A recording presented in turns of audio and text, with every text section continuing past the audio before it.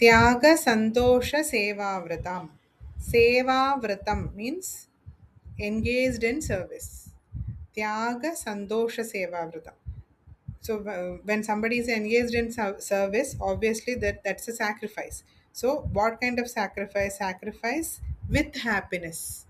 So basically, Sanskrit promotes that attitude of service, attitude of doing service along with happiness. Vishwa Kalyana Nishtayutam. Vishwa Kalyana Nishtayutam. Vishwam, universe. Vishwa Kalyanam, benefit for the entire universe. So, again, in a broader perspective, Sanskrit promotes people to do some service and help the entire world. Jnana Vijnana Sammelanam. Jnanam is knowledge, Vijnanam is in particular knowledge about science. So, Jnanam Vijnanam, both are being imparted through the language. Jnanam and Vijnanam, the knowledge of science and spirituality. Spiritual and scientific knowledge is also imparted through the language, through different texts by different authors. Then, Bhukti Mukti Dvaya Udvelanam. Udvelanam means awakening. Dvaya Udvelanam, awakening of both. Bhukti Mukti Dvaya Udvelanam. So it helps a learner. It helps somebody who is learning Sanskrit to attain all the to achieve all the desires and even liberation. Bhukti means achieving fulfillment of all the desires, and mukti is liberation. So it is a language which helps you through the knowledge imparted through the language. It helps you to understand and fulfill each one's desire and even liberation. So it talks about two things in each line: Tyagam and Sandosham, Vishwa Kalyanam, one word, then Jnana Vijnanam, both, Bhukti and Mukti, both.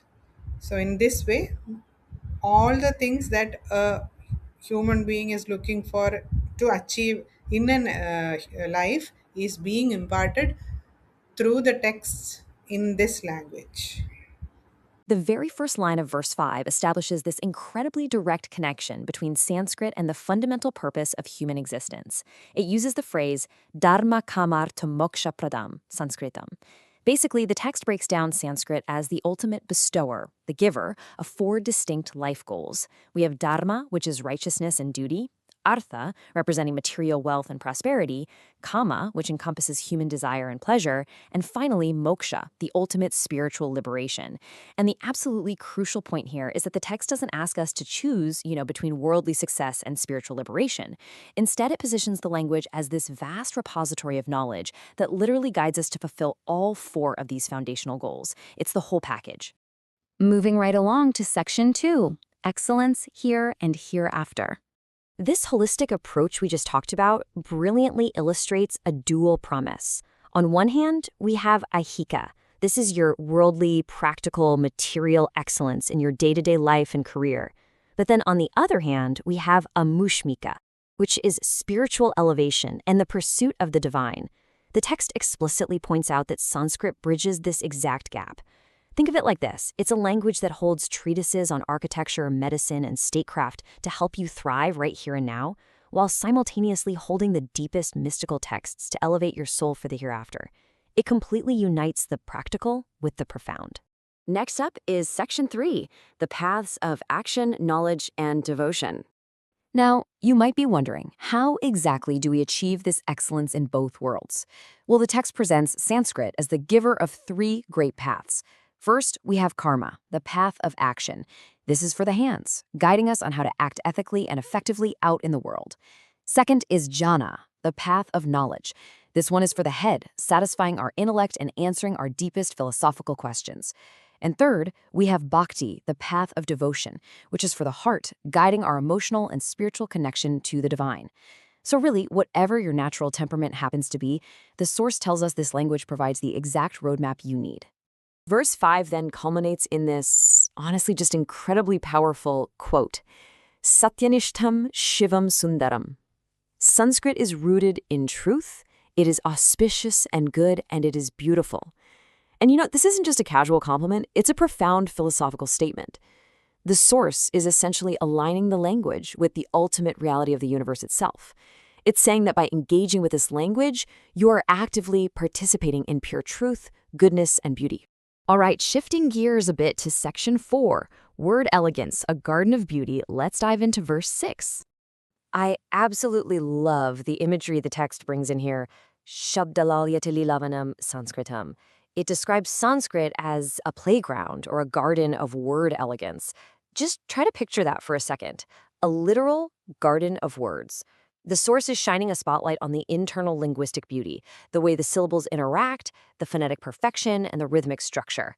It's designed so that reciting it literally feels like you're walking through a carefully cultivated, blossoming garden of sound. Continuing with this super vivid visual metaphor, the very next line calls it Charu Madhurya Daragriham, Sanskritam, a beautiful fountain of sweetness. This shifts the focus entirely onto the auditory and poetic charm of the language. When it's spoken correctly, the resonance and the meter create this actual flow, a fountain of aesthetic pleasure that deeply, deeply moves the listener. It's a great reminder that this language was designed not just for the dry transmission of facts, but for profound, high-level artistic expression. Which brings us to section 5, the miracle of the global mind. So, I want you to really think about this question. How is Sanskrit a miracle for the global mind? The text explicitly calls it Vishwachetasya Chamatkarakam, Sanskritam, the miracle of the global mind. That is a massive claim, right? The source suggests that the structural perfection of Sanskrit, its vocabulary, and the profound concepts it has carried across millennia have actively shaped and sparked human consciousness on a global scale. From linguistics to philosophy, its influence just ripples through the global mind, proving it to be a true intellectual miracle. Finally, we arrive at section 6, the memorial of our ancestors' glory. The source states, Purvajanam Yash Smarakam, Sanskritam.